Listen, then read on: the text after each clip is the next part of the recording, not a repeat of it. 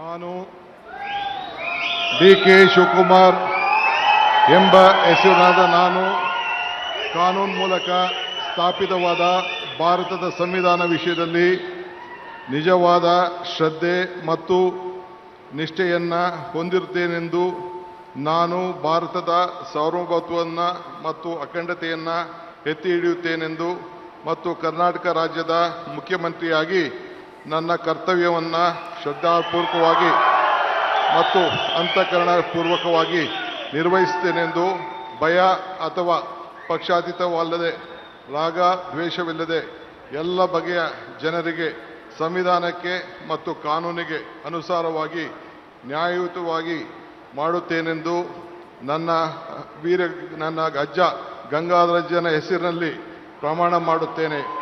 ಶ್ರದ್ಧಾಪೂರ್ವಕವಾಗಿ ಪ್ರತಿಜ್ಞೆಯನ್ನು ಮಾಡುತ್ತೇನೆ. ಮಾನ್ಯ ಮುಖ್ಯಮಂತ್ರಿಗಳು ಈಗ ಪ್ರಮಾಣ ವಚನಕ್ಕೆ ಸಹಿ ಮಾಡಲಿದ್ದಾರೆ.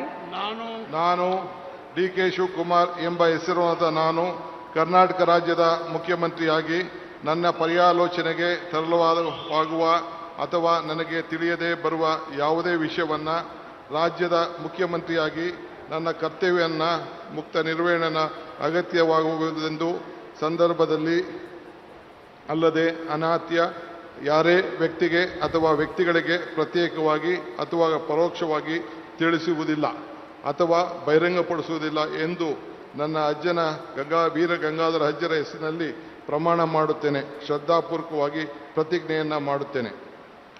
ಧನ್ಯವಾದಗಳು ಸರ್.